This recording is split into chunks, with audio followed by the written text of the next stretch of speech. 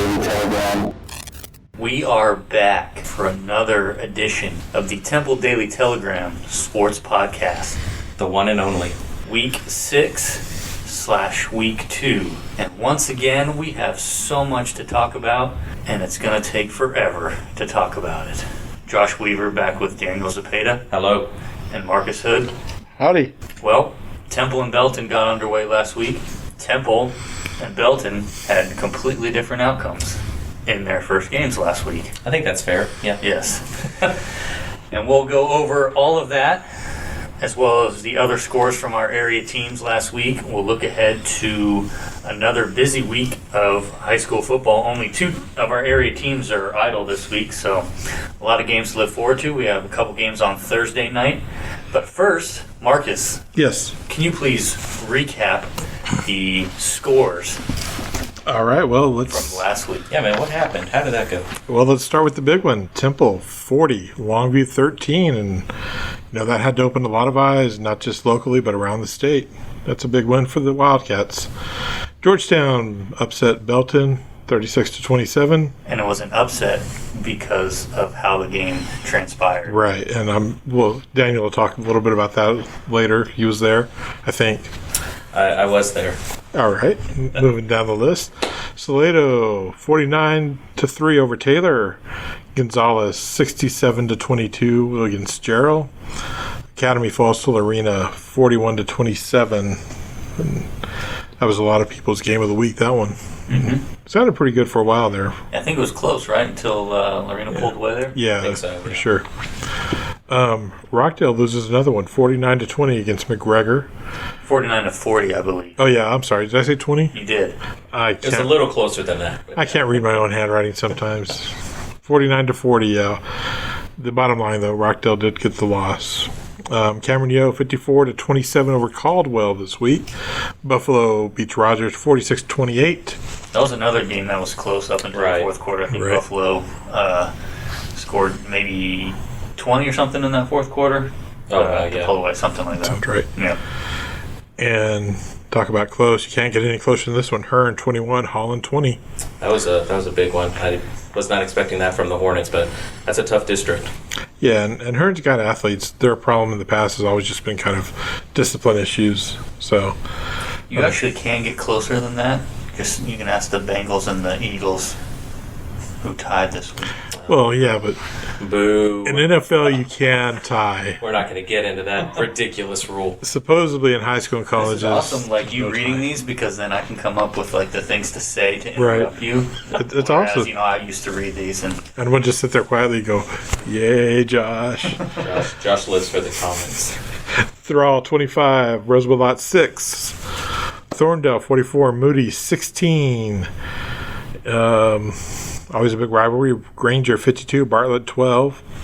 Buchholz picks up a win, 48-0 over Prairie Lee. And a couple more of the private schools started this week as well as Temple and Belton did. Central Texas Christian School 45 to Weatherford Christian 0, and Holy Trinity beats Syntax Homeschool 48-0. And that's kind of the rundown of last week's games. fantastic. Thank you so much for doing that. You're welcome. I'm out. Yep. See you next week. There he goes, walking away. But since I brought it up, the big one, Temple 40, the Longview 13. And that was at AT&T Stadium in Arlington, which seemed empty compared to state championship games of the past, but still it was loud inside, and Temple's fan base left the happiest, obviously. Oh, I'm sure. It was close at halftime. Longview actually led 13-10, and Temple came out in the third quarter, that first possession, and that's where things kind of just started rolling the Wildcats' way. It was an 8-play drive where first-year starting quarterback Humberto Arizmendi, who played all but 3 snaps on offense, went 6 for 6 passing on that drive. It led to a touchdown. Temple didn't trail again. But the key was, after that touchdown, Temple's defense recovered a fumble on the very next Longview snap. Wildcats scored to go further ahead. Longview threw an interception on the next drive. Marshall Grays, Temple scores, and so on and so forth. So I'm seeing a little bit of a pattern there, Yeah, Temple's defense forced 4 turnovers, which led to 4 touchdowns, 3 by the offense and 1 by the defense, which was Otarian Peoples' fumble return for a touchdown. Temple's defense also recorded a safety. So all in all, a pretty solid performance from Temple, which, as you mentioned, Marcus, opened a lot of eyes. Temple gained a lot of attention statewide over the weekend because of that victory. However, that's all well and good, but head coach Scott Stewart is kind of sweeping that win under the rug as they prepare for Magnolia West this week. Right. Because as big of a win as that was, it was 1 win in week 1 of a season that is just getting started. So right. You kind of you enjoy it for the moment, you let your guys celebrate, but yeah, there's still a long season left to go. Yeah, that's what coaches like to say, and that's how you tell if a team's for real or not. Exactly. Yeah, I liked Stewart's quote when I talked to him for the Temple Notebook. He says, "Are we Hanson, like Mbop, a one-hit wonder type thing? Are we going to have it figured out once and then just kind of forget how it works?" So yeah, that's kind of was his message. I want to see what we're made of, after a big win like that. Josh, just because Stewart told you that doesn't mean you have to bring it up. Now we're going to have that Mbop song stuck in our heads. No, man, I like it. I like the quote. So yeah, I like the quote, but it was good for the notebook. But now we're just going to be like, Mbop. Well, speaking... We want people thinking of our stories anyway, so... That's true. If Hanson is the way to do it, then so be it. There's nothing better than having a newspaper in your hand reading a story. That's right.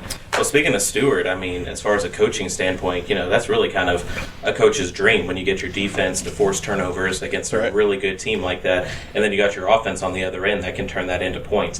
Coaches preach that all the time. You see 2 powerhouse teams, throughout the entire season. A lot of times that's what it comes down to. Who can force the turnovers, who can protect the ball, and then if you're able to get a turnover, who can cash it in and, make it worthwhile. Yeah, Temple won the turnover battle 4-1. The only turnover the Wildcats had was an interception in the first quarter. Arizmendi overthrew a wide open receiver, but after that, he was lights out. He was 14 of 16 in the second half passing. When he, like I said, finishing 21 of 28. Yeah, not a bad debut at all. No, not at all. But, as I mentioned, Magnolia West is up next, and there's some familiarity as far as the coaching goes over there. There's been a lot of Temple exodus toward that way over the last few years. And right now it's Blake Joseph as the second-year head coach. He took over. He was an assistant coach at Temple, wide receivers, I believe. He took over for J.D. Berna, who also was a Temple coach, who's now the AD at Magnolia ISD. So there's some similarity there, and also with the way these 2 like to run their offenses, kind of a spread look with talented running backs. So it's going to be another good test, another road game. Even though it was a neutral site for Temple last week, they're still on the road. Yeah, not about this week. So, like we've talked about, Temple's going to want to kind of forget about what they did last week and start over this week. And what did Stewart say? What did he call Magnolia West? Temple East? Yeah, Temple ISD East. Yeah, so nice. A lot of connections over there. But speaking of forgetting about what happened last week and moving forward, that's kind of what Belton's doing for different reasons. Oh yeah, definitely not the start to the season. Head coach Brett Sniffen. Well, it was the start to the season. It was. So you're right. It was the first half. That first couple of quarters. It was beautiful for Belton. They forced 4 turnovers in that first half alone, 3 fumble recoveries. Edric Holcomb really started off the season with a bang. The very first play on special teams, Georgetown gets the punt, and that dude just untouched, just hammers the guy, knocks his helmet off into the end zone from about the 15-yard line. You talk about a great start to the season, and it kind of continued to roll from there. Kind of like what we already talked about. Belton was able to force turnovers, get those fumbles. Trent West had an interception kind of in protecting their own territory when Georgetown was knocking on the door, and they were able to turn those into points. So the first half really really played out well for the Tigers. They led 27-7 at the break. But it's funny because you still have an entire game to play, and you really don't know how the second half is always going to turn out. Sometimes you get these big leads, and we've seen it all before. Teams will get a big lead and maybe kind of let off the gas a little bit and just kind of coast, just doing what they need to get the win. Belton just completely, let off the gas, let off the wheel, just kind of jumped out of the car, in all honesty. And that's, something Belton has struggled with, I would say, over the last few years, is in these games, whether it's being them having a lead or a close game, kind of a back and forth game, finishing these games out. And it's just been especially a problem in kind of big games against Temple, against Hewitt Midway, which they're not even playing Hewitt Midway this year, but finishing out these important games. Games that they're able to win, yeah, they just got to take care. And that was Sniffin's message. He was still pretty upset when I talked to him on Wednesday. He was not thrilled whatsoever. But he is as okay as you can be with a result like that if it means that the Tigers learn from it and move on. So he's, in his mind and his coaches, it wasn't a great start at all, but if they can learn from it and move on and get better from it, then, it is just the one game. So the biggest thing to me was just the difference on offense. In the first half, Belton had a really good field position a lot of times on offense, so they were able to put a couple of plays together. In the second half, they really just got just shut down. I mean, shut out, shut down, whatever you want to call it. They punted, I think, 4 of their first 5 possessions, or maybe 3 or 4, something like that. The other one, they failed to convert on a 4th down.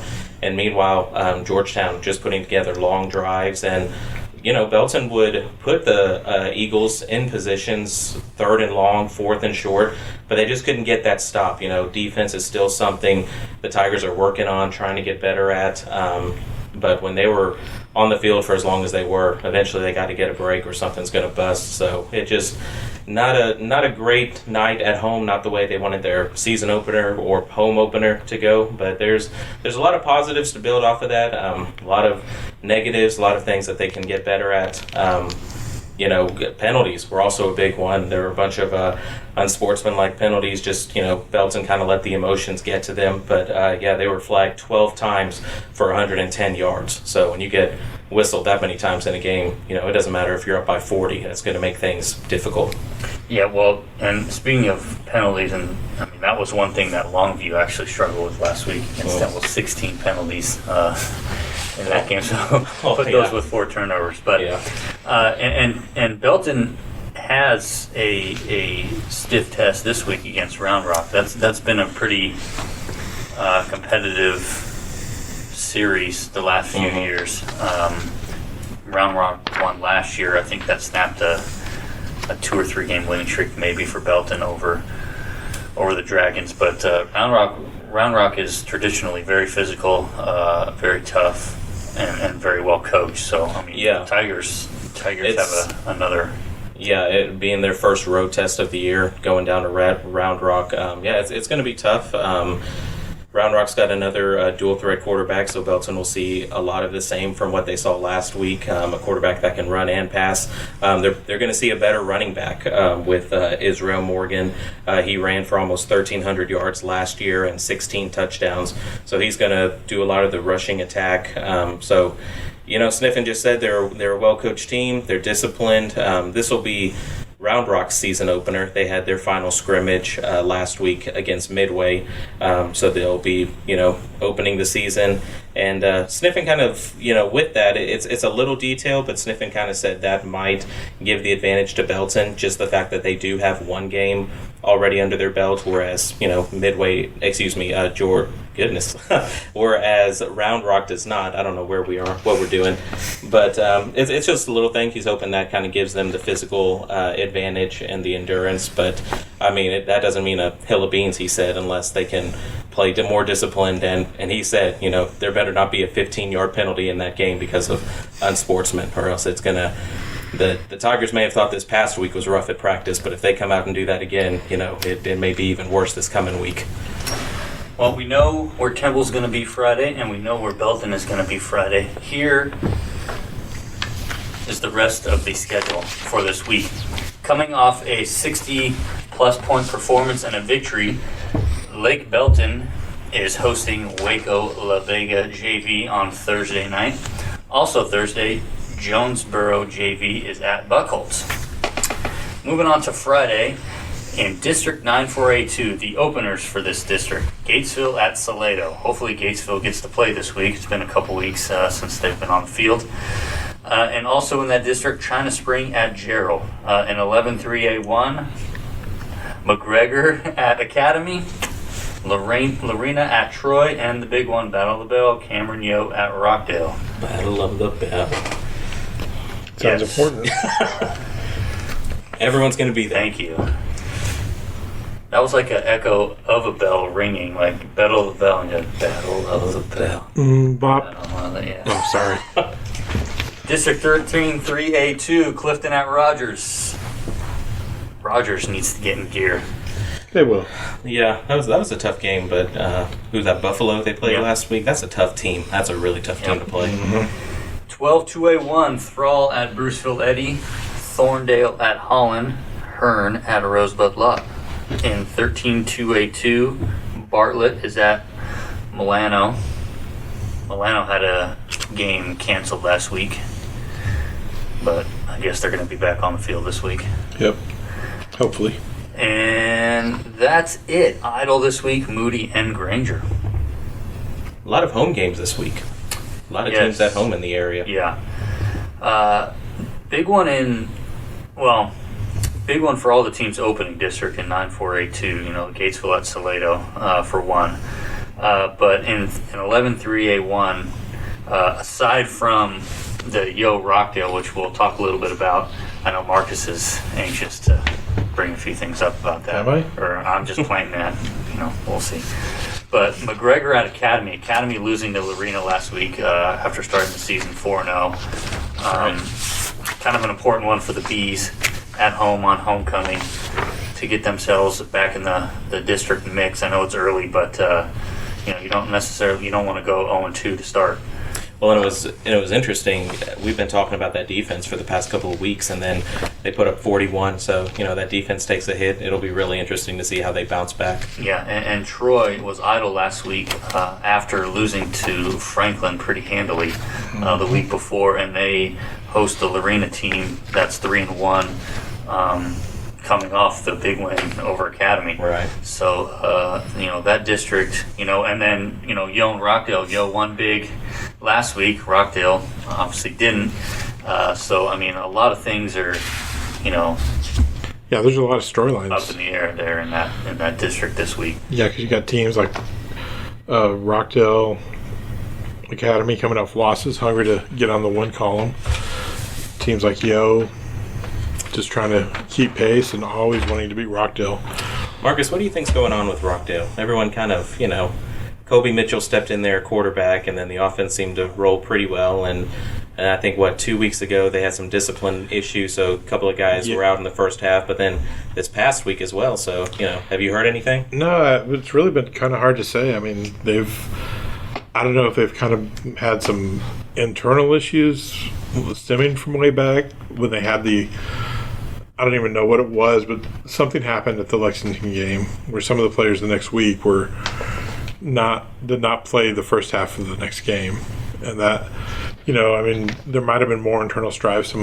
It always happens. You're not going to get along with all your teammates. So I'm not even saying there's anything there, Right. No, it's just interesting because they're. I agree. What is their record now? 3-2, or what are 2-3? 2-3. So reverse that. So everyone kind of picked them to win that district, and they're playing without their initial starting quarterback Jace Robinson because of the injury, but Kobe Mitchell steps in there, and he's a dynamic guy who knows the offense. So I think everyone was kind of expecting Rockdale not to really miss a step, but they've dropped a couple now, and it's only going to get tougher as district goes on. So I don't know. I just thought that was kind of interesting. And obviously, if you beat Cameron Yo this week, I mean, obviously your season's right back there. You get it going again. But yeah, they fell behind big and early to McGregor last week and just kind of fought back just to make it close late, I think. And so I was kind of wondering the same thing. And I haven't heard. I've kind of looked. I haven't heard anything, but you can always assume stuff. But yeah, I don't like always bringing it back to this, but it's a weird season in general, yeah. And I think concentration sometimes is kind of hard to maintain week in and week out with a lot of the things that are going on. Sure. Yeah. Sometimes you don't even know if you're going to play. There's just so many things that are different aside from what you're used to, which is playing football. So, some of that could have something to do with it, too. It's a new coach there as well. Yeah. And it's just a bunch of things. And, the whole COVID thing, you hit the road and you do your best to make sure everything's okay at home. But then when you go on the road, you do what you can. But there's always that risk. And I'm sure with the coaches especially, but then with the players, that risk is kind of always in the back of their mind. So, yeah, it's crazy. I just, consistency is the other thing too. Which teams can, hone in on that. Oh, yeah. Obviously, the sooner the better. Because like McGregor, they started out 0-2 maybe, right. And all of a sudden, they're 3-2 now, and their offense is right. obviously Exactly. Coming together. And I think Lorena the same way. Did they lose to Franklin in the opener? Or they beat Franklin by 1? I can't remember exactly, but they've been obviously. They won, yeah. Yeah, but it's just, I think consistency is a big thing, and there's just good teams. Oh yeah, Yeah. that All district. around, it's every coach says it when you talk to them at the beginning of the season. When you have that group of teams all in one district, every single week is going to be a dogfight. There's never going to be, oh yeah, this is a for sure win, this is a for sure block. You never know what's going to happen, and you're just going to see more of that as that district slate continues, I think. Yeah, even last week, you look at the final score, 54-27, Yale beating Caldwell. It was not that close early. It was Caldwell had a comfortable lead through the first quarter and a half, really, and Yale just kind of fought back like they have done so well in the past. It kind of did look like vintage Yale, just get behind and then find a way to win and blow them out the second half. And, y'all were talking about penalties earlier. One interesting fact on that game, there was 2 minutes left in the first quarter, and the teams had combined for 2 penalties for a total of 3 yards. It's like, what? That's a stat. It's just weird. You're like, okay. It turned out normal stat penalty-wise, but... the other example of all this, too, is the Hearn-Holland result last week. Hearn 21, Holland 20. Right. That... I don't think any of us really saw that coming. But we did mention that you're not really sure what you're going to get with Hearn week in and week out, and it might be in the same boat with Holland this year too. Right. Well, Holland hasn't lost back-to-back games like that since 2016. Yeah. So it had been a while since they've been riding a little losing streak, but we've talked about it. They graduated a lot. They're kind of learning, putting some new things together. They looked really well to start the season, so hit a little speed bump, but hopefully they can try to get it back on track, because that's still a really good football team. Oh, yeah, definitely. Yeah, you do kind of expect Holland to kind of be up there, but if Fern gets it together, you still have Thorndale to mess with, a Rosebud Lot team that's improved. Right. That could be a very tough district to get out of as well, And I remember, I say the discipline issue concerning Hearn, and they're facing Rosebud Lot, which is why I kind of bring it up again this week. I covered a game out there, and the guys in the press box at Hearn were telling me, we've got athletes, but what you're going to see is we might hang with the team, but if something goes wrong, our kids just they get on each other and they give up. Just kind of shut down. They do, and it becomes more of an internal thing. And they'll just beat each other up, basically, not physically on the field, but they will argue with each other. And, they were basically saying sometimes the coach is more of a babysitter than he is a coach, and that's not a good thing. And no. If they've got it together this year and the coach has got them disciplined, it's going to make things tough for that district, for any team in that district. And it'll be fun to watch that one as well, see how that plays out. Oh, yeah. Well, Daniel, did you bring the stat sheet with you? The stat packet? Yes. The huge, thick packet? I did. Yes, I did.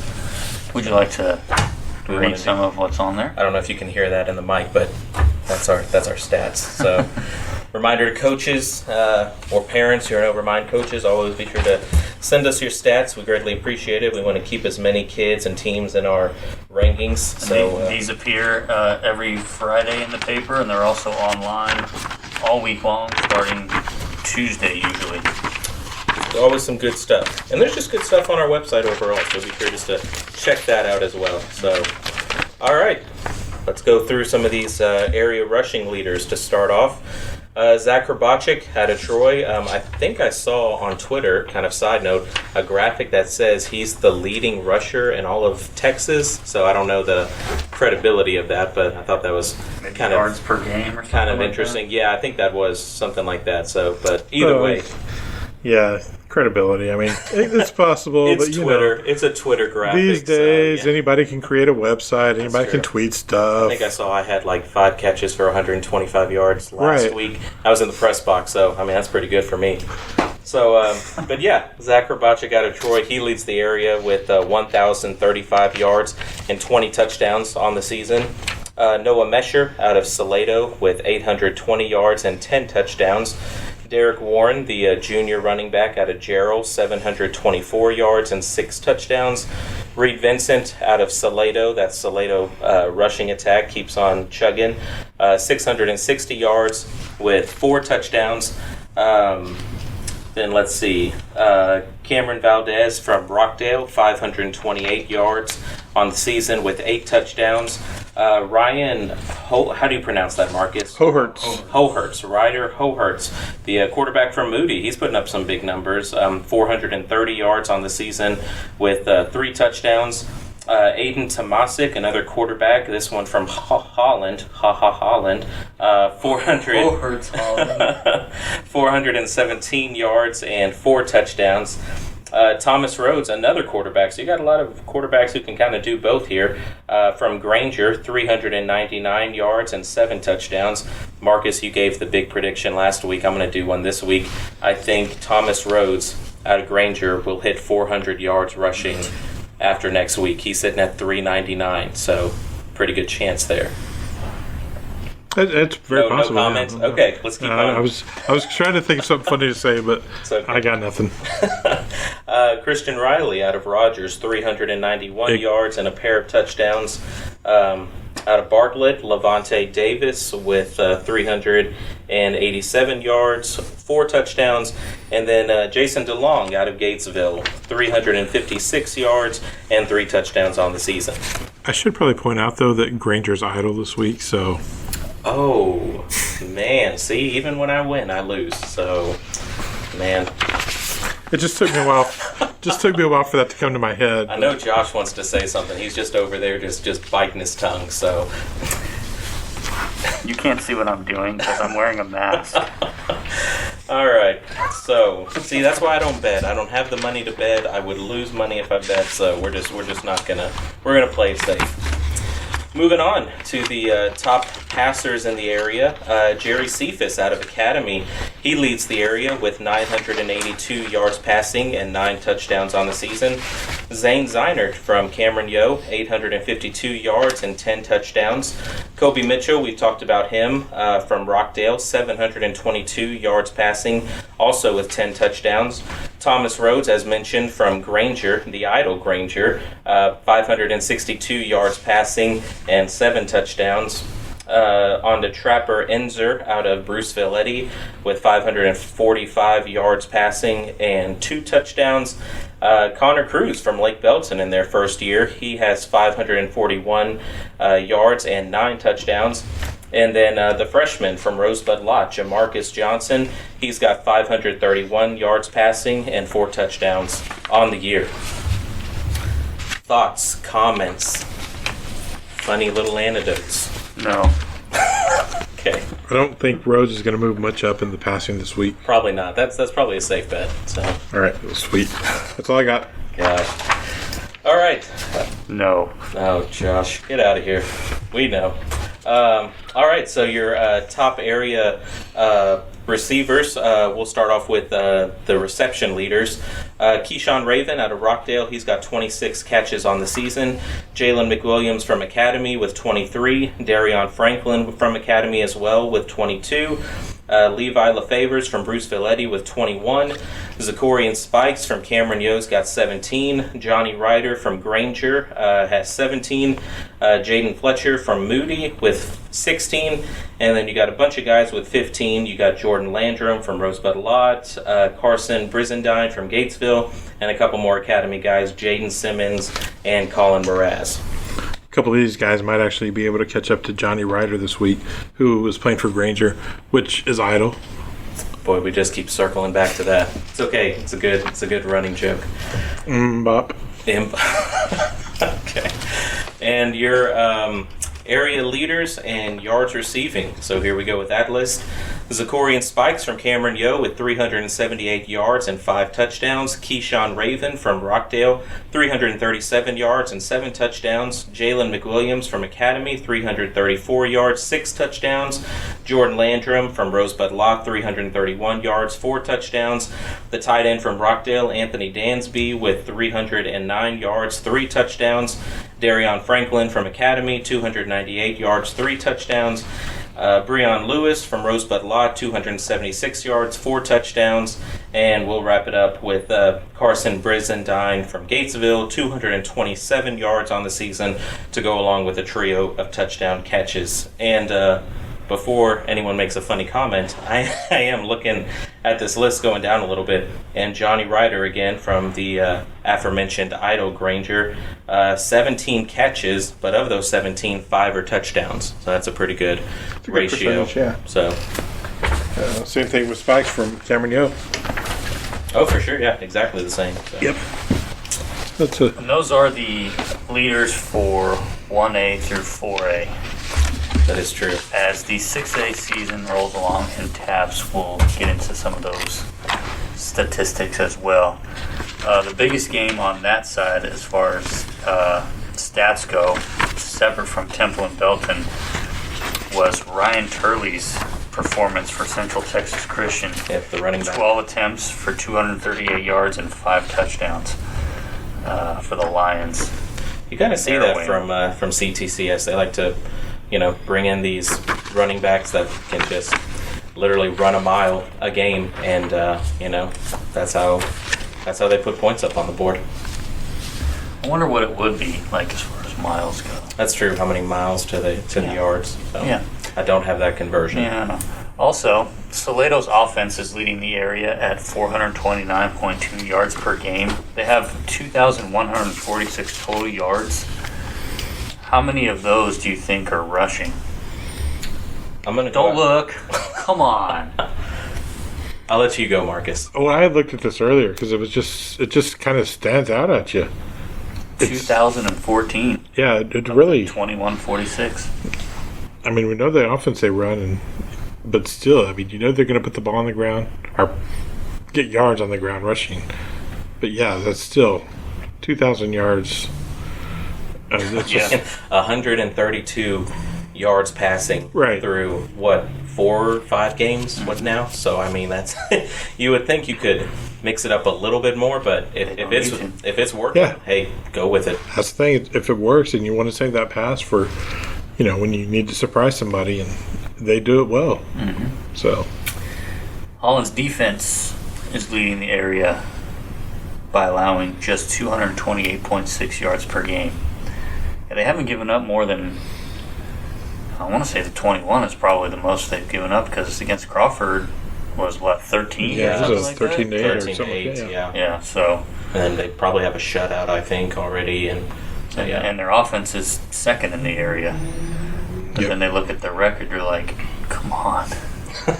That's what a tough schedule does to you. Oh yeah, Right.